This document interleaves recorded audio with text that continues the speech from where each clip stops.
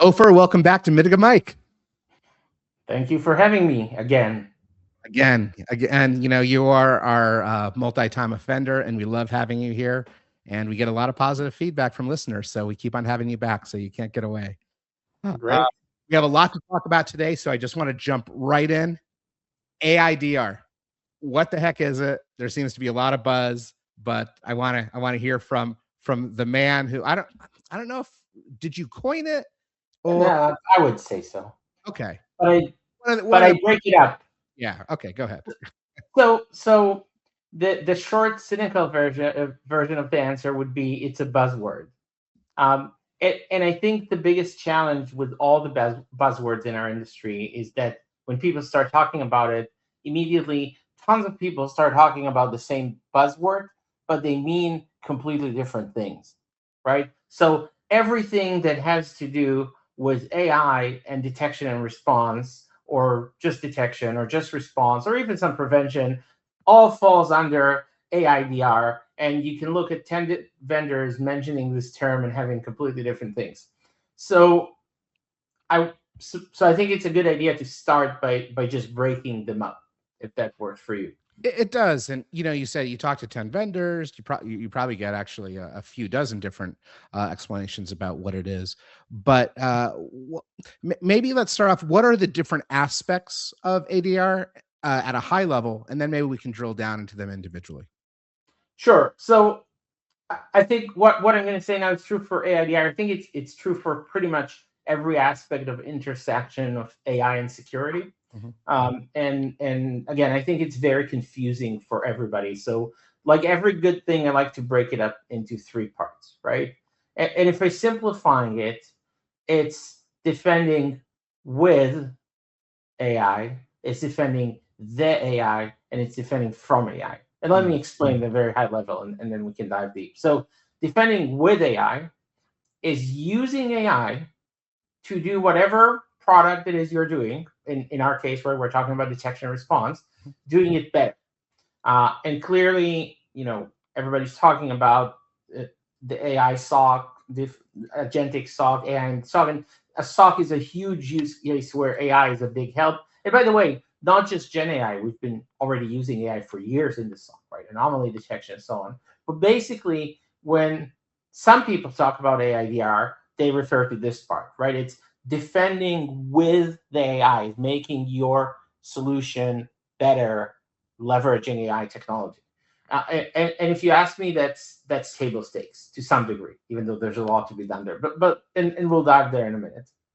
The second part, the harder part, is defending the AI, right? So you're implementing AI in your organization. Probably the first thing you've built is your workforce AI, right? ChatGPT, Copilot, Claude, one of these, maybe more than one.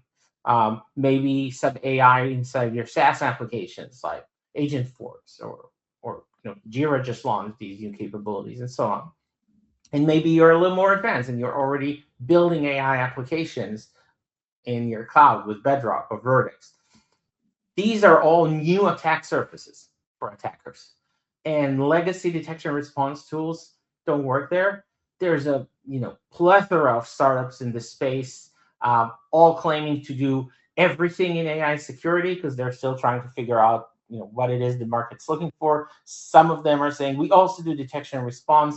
As you can imagine, it's hard. It's a hard problem because just enabling security operations teams to look into a new domain is a complete new challenge. But this is another big and important pillar of AIDR, right? And maybe it is the most important one of this terminology, although I think all three of them are important. And the last one, which we still have some time as an industry for that, but it's defending from AI, right? So in theory, the AI attackers simulate people attackers. So your normal defense tools are defending from people. They should also defend from AI attackers, right? So whatever you have for detection and response, for instance, should detect AI attackers as well. But there's a caveat. AI attackers work at larger scale. They are faster. They move at a much more rapid speed, right? So between the time they get in and they finish exfiltrating, it could be a few minutes and not a few days like it is with a normal attacker. So as we are getting to this era where attackers are leveraging AI, not the basic stuff, right? Not phishing and vishing and scraping like today, but like real agentic mass scale AI attacks, our defense tools are going to have to change as well. Okay, so just to recap the three pillars, we've got defending with AI, so organizations using the capabilities of AI. We have defending the AI, protecting my AI infrastructure, and all that's tied into that. And then defending from AI, essentially AI attackers, AI-centric attacks, and to your point, kind of above and beyond the vishing and the things that we're seeing now, thinking about the more advanced and probably highly scalable and very rapid attacks in the very near future. So those are the three pillars. Let's start off with that first one, defending with AI. But I think people intuitively get it. You said this best at the beginning. It's like, look, we've been doing anomaly detection, pattern discovery, and volumetric and temporal analysis and all these things for decades. And depending on how you look at it, maybe that was a early set point for what we might even call AI today. And of course, that's matured. But let's talk about it from the perspective of like, how does, well, first, what are the benefits and how does an organization move in this direction to actually, defending with AI? What are the steps that they should be taking? So I want to start with a very bold statement, right?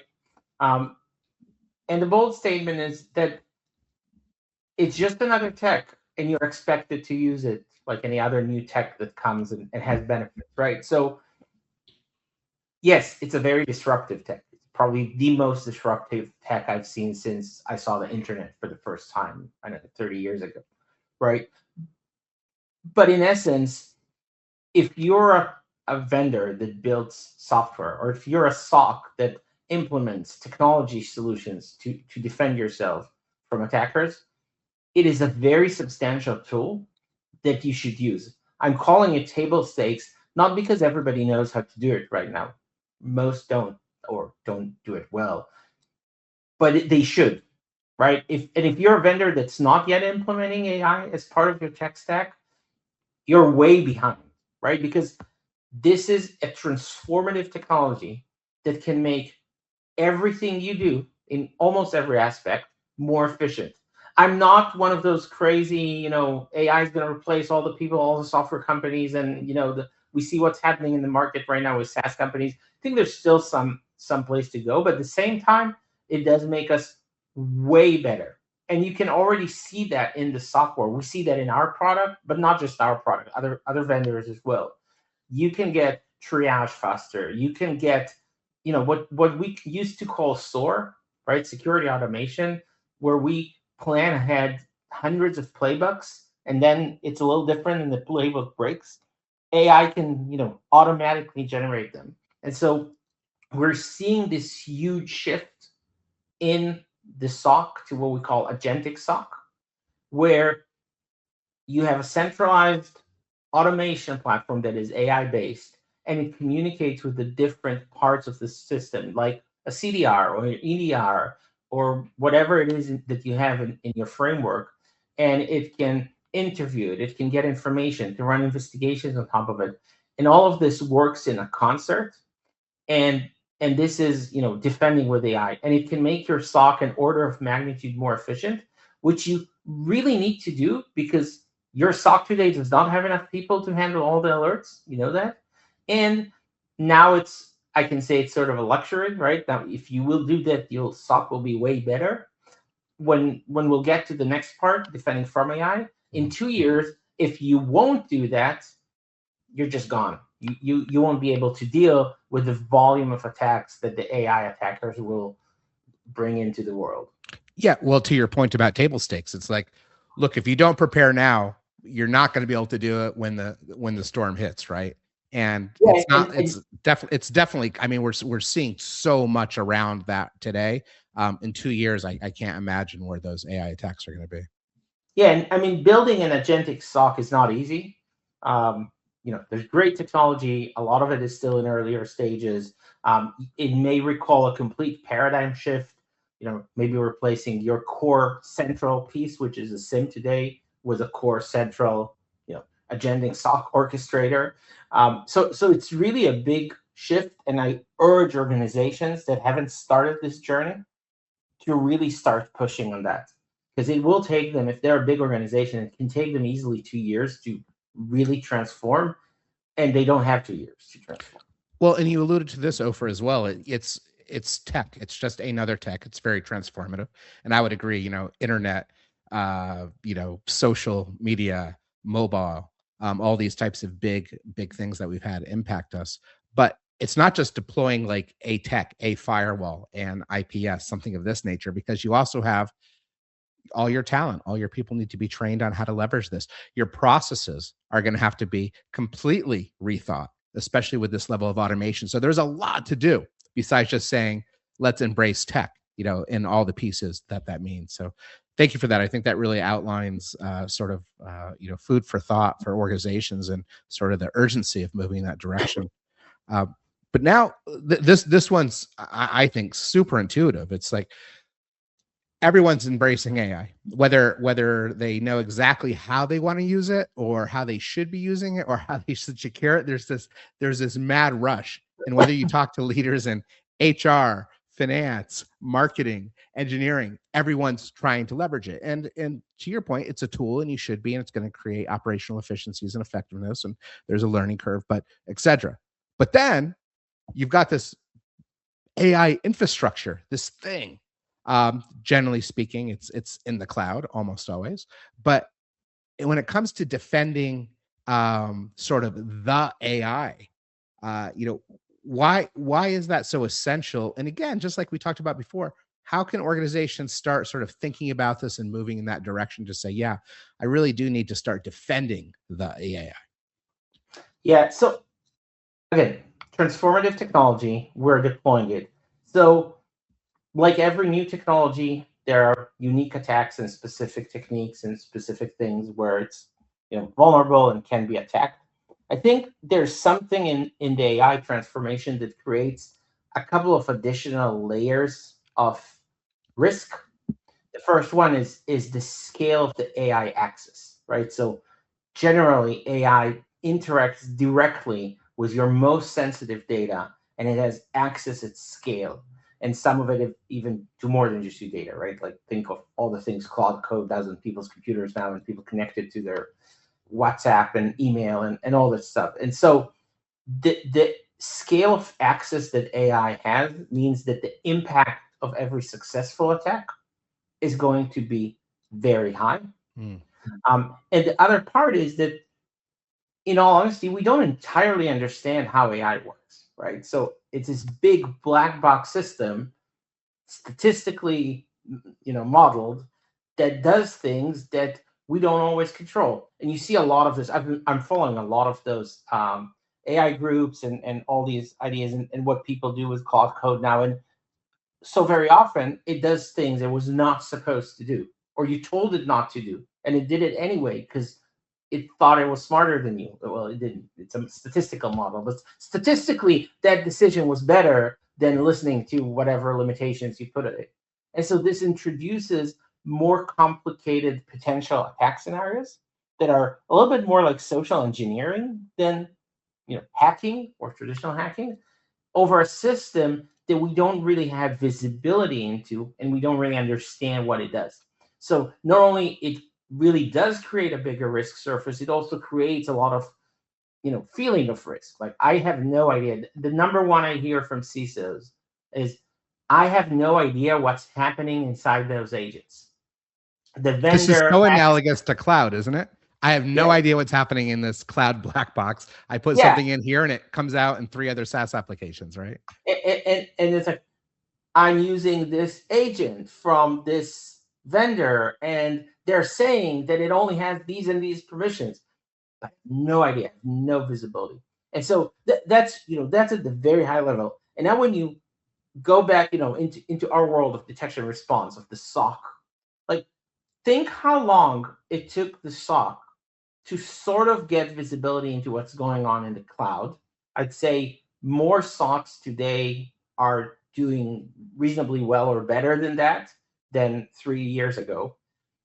We're still seeing most of the SOCs struggle with SaaS, and those are far more simpler, scenarios than AI. And now all of a sudden, the org they work for, which up until 5 years ago was happy with the SOC just looking at EDR data and maybe NDR data, now all of a sudden there are all these new attacks on AI infrastructure that access their data, and the SOC is essentially running behind. It's really hard for them to catch up. They're still busy. The cycles they do have for AI, they are spending, and rightfully so, on building the Agentic SOC, which we talked about before, but now also trying to figure out how to defend AI. It's really, really difficult. And so we're getting into an era where SOCs will have very high expectations out of them in helping defend AI. And because it's so undeterministic, I'm expecting the whole notion of you can't prevent breaches, but you can prevent the impact to be even bigger in AI, right? And so SOCs will have more on their table. Anthropic said it. You can't prevent prompt injection. You can build a lot of guardrails. You can reduce the surface. You can't prevent it completely. And so we really, really need to get visibility into that. And the visibility is hard, right? So some of these vendors offer logs. Some still don't. The logs they offer are complicated and large. And again, all the challenges we've seen before, but at scale. And so all this needs to be managed and figured out and dealt with. Yeah. So, I mean, the whole notion of that or sort of the path that you've taken us down so far, we've looked at this idea of, defending with AI. Again, very intuitive. I'm using another tool, another piece of tech. Defending the AI, again, makes perfect sense to most security professionals. Just like defending the cloud, defending your mobile infrastructure, you want to defend your AI infrastructure. It's another thing, with good or bad logs, or no logs sometimes, or complicated issues and other API problems and everything that goes with that we saw embracing the cloud and every other tech before that. So now let's get into kind of the fun part, the crystal ball, rise of the machines, if you will, defending from AI. And is it just sort of a natural iteration of the defenses that we've looked at so far, or is this like a completely new set of paradigms when we're looking at defending from AI attack and AI attackers? So I don't think it's a completely new set of paradigms, but it's a major adjustment, right? Sure. So let's talk for a minute on AI attacks before we talk about AI defenses, right? So there's a lot of discussions about AI attacks. The reality right now that most of the attacks right now leverage AI in a limited capacity. So what we see a lot, phishing, of obviously best phishing emails, custom tailored per person, spear phishing, all that stuff, amazing. Voice phishing, first time we can do voice phishing at scale. So incredible. Scraping through data, figuring out what's the interesting data, all that stuff, amazing. Works really well in production with the attackers. But at the same time, we're seeing a whole new wave of startups that are building real AI attacking, right? Of course, they build it for penetration testing, red teaming purposes. But this is like an army of agents that goes and does what a pen tester does, but everywhere, right? Scans, finds all the resources, runs all the potential exploits, looks for logical vulnerabilities, looks for all these things. The results are amazing. If you look at HackerOne, number one right now on the table is one of these companies, right? And there's probably 5 or 6 of these startups that all raise, substantial seeds and A's. And so in the next year and a half, this tech is going to mature. And once it matures into startups, it will mature shortly after in the hands of attackers. And we're going to start seeing things where an organization can be under an attack of thousands or tens of thousands of agents at the same time. We have never seen this before. And they may not be the best attackers next year. Maybe it will take 5 years for them to be at the level of the best attackers. But I'll tell you a secret. Most of the attack groups are also attackers. It's a scale. It's a matter of scale. And now the scale favors the attackers. And so what happens at this point is that your SOC that maybe handles, 1,000 alerts a day and 50 of them are higher critical, and that's the capacity that your team has to look at, and all the medium and low kind of gets ignored unless something special ties them to one of the higher critical. Now it's going to get 1 million a day, right? Now, how do you deal with it? So the defend with AI is, as I said before, it becomes not a luxury, it becomes a must-have. But it's not only that. When you look at what most of the organizations that are talking about Agentic SOC today saying, they're saying, well, great, we can use AI for the triage recommendations, but we want the human in the loop sort of thing, right? Before we block a user, before we stop an attack, a human's going to approve that. That's not going to work when you have an army of agents fighting against you. You're going to need to have your own agents fighting. So it's going to be, human near the loop or looking at the loop, but not in the loop, because they can't become a bottleneck. And that means that we have to think of things like, yes, how does the Agentic SOC decide when to stop something, and how does it stop it? So a lot of it should go around stopping in a reversible manner. So if the Agentic SOC blocked a user because it thought it was an attack, and 5 minutes later it realized it wasn't, or a human intervened and realized it wasn't, it's easy to revert. If you deleted the user, now you have to call them to set up a new password. That's already a lot of friction, right? So we're going to have to think about all these things. We're going to have to adhere to the automation.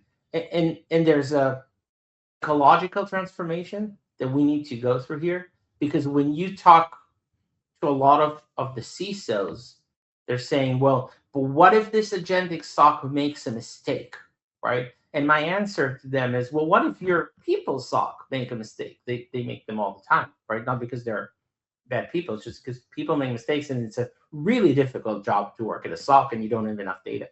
So we have to accept the notion that we're going to use computer systems that make mistakes like people, and we're going to have to build in the controls to manage that. Because historically, we were fine with people making mistakes. We're just not fine with computers making mistakes. Yeah. No, that's absolutely true. And I think even stepping back to maybe I've been seeing it at least in the last maybe 2 years. Security teams have been much more cavalier in their approach to stopping things that look potentially bad, but maybe they're not 100%. And then they have to roll it back. So re-enable that disabled account, take that device out of quarantine, so on and so forth.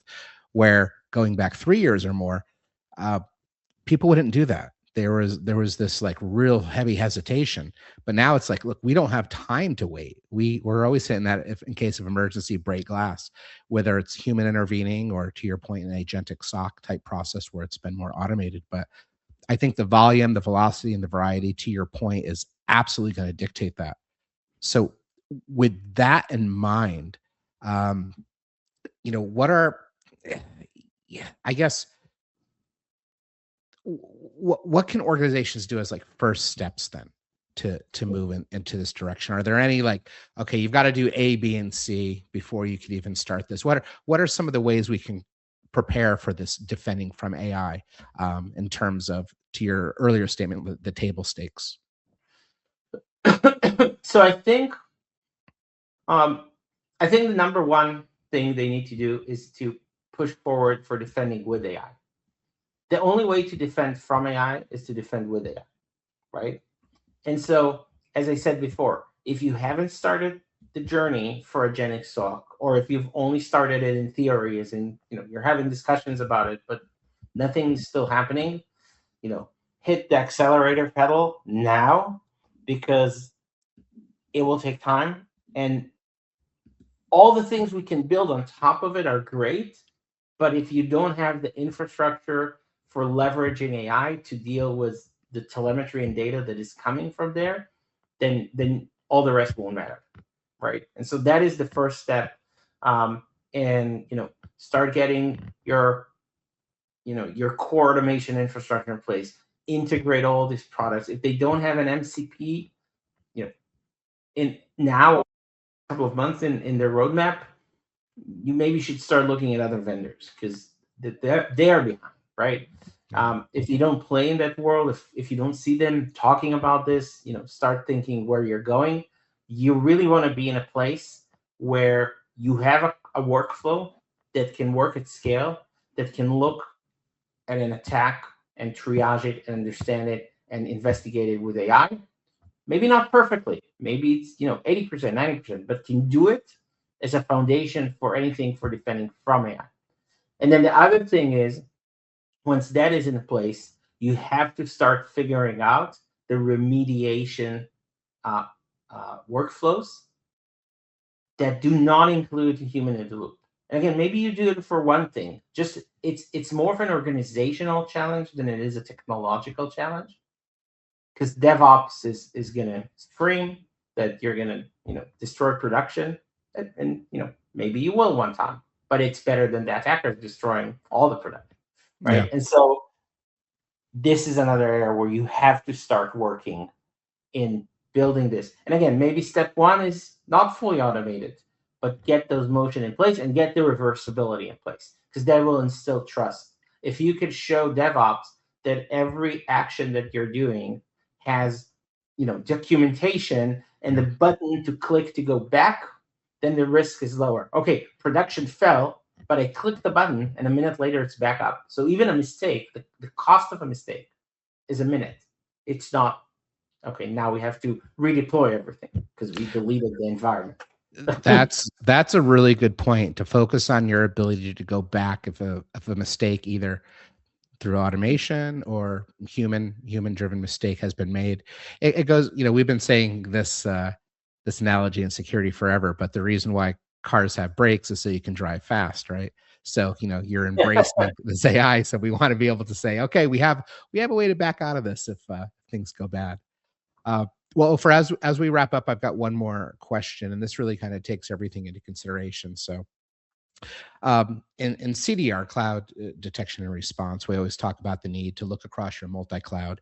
Don't just look at your GCP, but also include Azure, also include AWS. You want all three, but also include all your SaaS applications, not just Slack, not just Workday, but also Salesforce and Office 365 and everything in between. And also include all your identities, whether that's Amazon Base or Okta, Ping, whatever it might be. So taking all those pieces, because we don't like this idea of these separate kind of silos, if you will. So now I switched the lens from CDR to AIDR. And you've got these three pillars, defending with AI, defending the AI, and defending from AI.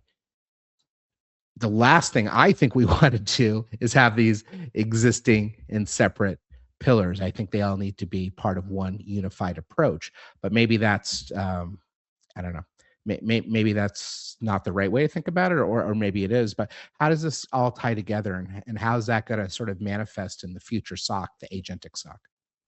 So I want to separate the first and third from the second, right? Okay. So defending with AI and from AI, again, it's just leveraging AI technologies for whatever it is that we've always been doing, right? So a CDR should defend the cloud, the SaaS, the identities with AI, and it should defend them from AI attackers that may just go after your identity. That's what they are doing right now. And so, of course, it's tied to that. It's tied to everything. And then if you're an EDR, you should also have AI to defend with it and defend from AI on your endpoints, right? Because we see AI now writing malware. So that's obvious and for granted. I think the big challenge, and we see that every time a new technology comes, is the protecting the AI, right? And so immediately there's 50 million new startups that are all doing AI security, and they're all getting funded, and they're all spending a lot of time in market education, but they're so siloed into AI. And the thing is, AI is a foundational tech that appears everywhere. right? There's AI in your cloud. There's AI in your SaaS. There is AI that is a SaaS. There's AI in your productivity suite, right? So if I'm an AI security solution, do I protect ChatGPT or do I protect Bedrock, right? Or workloads running in Bedrock? And if I protect ChatGPT, what do I do when ChatGPT goes through my connection to Office 365 and accesses files it shouldn't have and gives the wrong response back to the user? If I don't have visibility into Office 365, I don't know that they did something they shouldn't have had, right? So for me, it's almost impossible to give real good AI security without the visibility of where it's tied to, right? So AI for AI workloads is tied to your cloud workloads. AI for ChatGPT, okay, ChatGPT is a SaaS of its own, but it does a lot of these integrations with your data sources, right? With your corporate IT, Office 365, especially if you're a Copilot or Gemini, right? They're inherently tied to your file servers and emails and presentations. But then we look at Agentforce. Agentforce is AI within Salesforce. How to protect Agentforce if you don't understand Salesforce, right? And so to me, trying to separate them is almost impossible. And I see those startups and they're trying to do these things because it's hyped. And I understand them and it's fine. We need the research and we need to learn that. But eventually, the customers will be looking for platforms that defend their data, that defend their footprint. And their cloud footprint includes a lot of AI today and a lot more of AI in 2 or 3 years. And so it's all tied together. Awesome. Well, Ofer, thank you so much for taking us through the journey that is AIDR. We always appreciate it. And we'll talk to you on the next Mitiga Mic. Thank you.